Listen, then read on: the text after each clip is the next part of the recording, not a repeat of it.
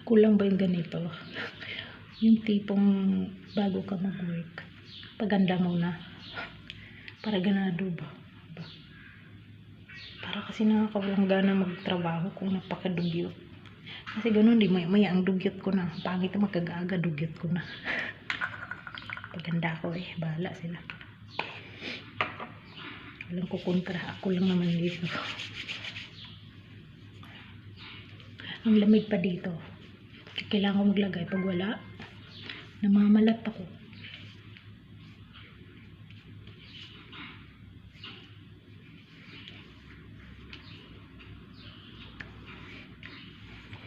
Ay naku, wala pa pala akong suklay. Tulog ka. Huwag na, mamaya na lang. Tinatamad daw akong suklay tuloy.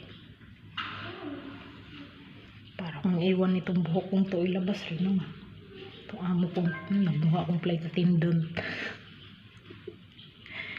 Gusto niya lang balutin dito, pero dito sa haba ng buhok ko, nandyan pa rin naman sa labas. Hindi pa rin naman tago lahat. Useless lang. Para lang ako nagsombrero tuloy. Ayaw yung makita yung aking buhok. Haluin lang.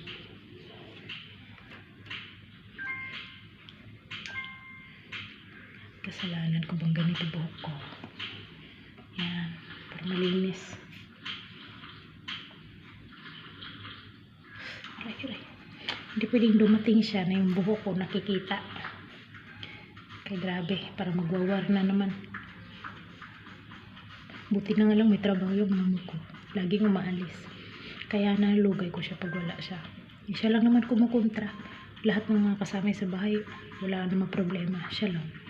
Kasi na siya sa buhok niya. Sobrang kunti kasi ng buhok niya.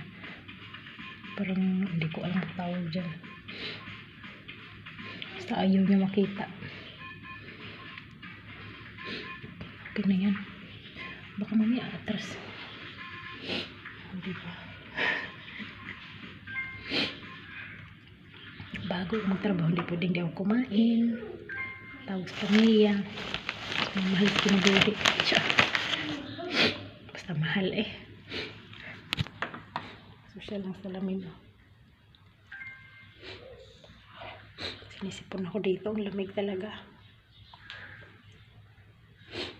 Kailangan trabaho na si Badeng. Uy. Bye-bye.